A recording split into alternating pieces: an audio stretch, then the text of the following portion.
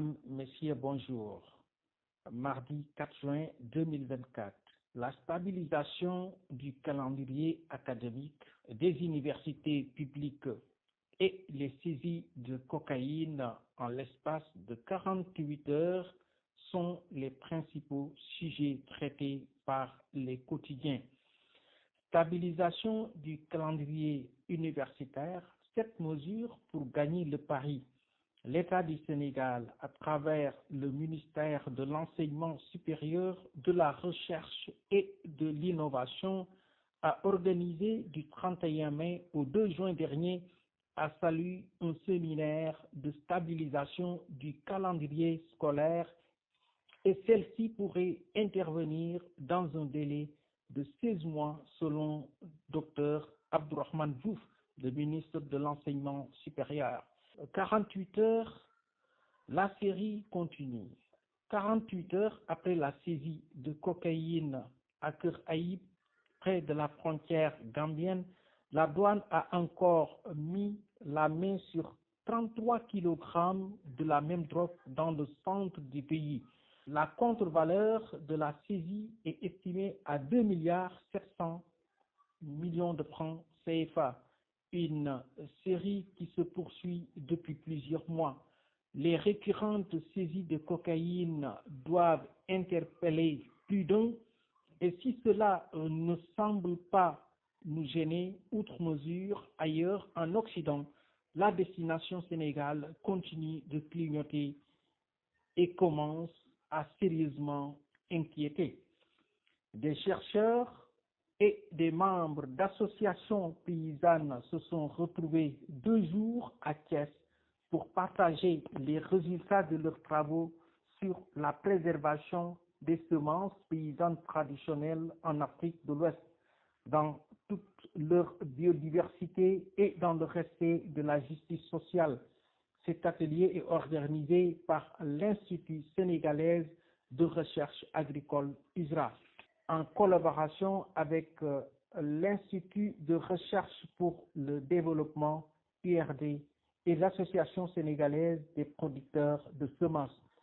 Quelques 102 malades ont été opérés gratuitement de la cataracte au centre de santé de Sicap Mbao, une commune du département de Pikine. Le docteur Irène Koumba Diouf a fait le point sur le camp gratuit de chirurgie de la cataracte organisé dans sa structure de santé en partenariat avec l'association Han pour l'éducation, la culture islamique et les affaires sociales et Al-Eskiana Charity Association. Les fonds Live and Livelihood de la Banque islamique de développement a investi près de 50 milliards de francs CFA dans l'économie sénégalaise dans le but de promouvoir une agriculture de qualité, notamment ce dont ont bénéficié 18 000 agriculteurs. Cet investissement a aussi contribué à l'amélioration des races de bétail au profit de 110 000 ménages pastoraux et a servi à la réalisation d'infrastructures de transformation. La nomination du général Kandé, ancien chef d'état-major général des armées SEMGA, en tant qu'attaché militaire à l'ambassade du Sénégal à New Delhi, Inde, continue de susciter une vive controverse. Parmi les réactions, le colonel de gendarme à la retraite, Dr Doudou Sall, considère que cette décision est légale, mais qu'elle ne s'inscrit pas dans la rupture annoncée par les nouvelles autorités.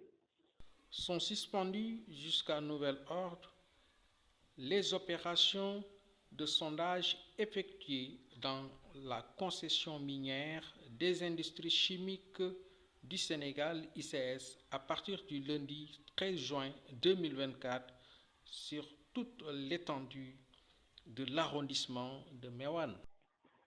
Terminons par le sport. Les Lions du Sénégal ont bouclé une semaine de préparation pour les 3e et 4e journées des éliminatoires du Mondial 2024. Ce mardi, à 17h30 au terrain annexe du stade Abdoulaye Wade, une séance qui sera à huis clos et qui verra la participation de Lamine Camara arrivé en regroupement lundi soir. C'était tout pour votre revue d'actualité.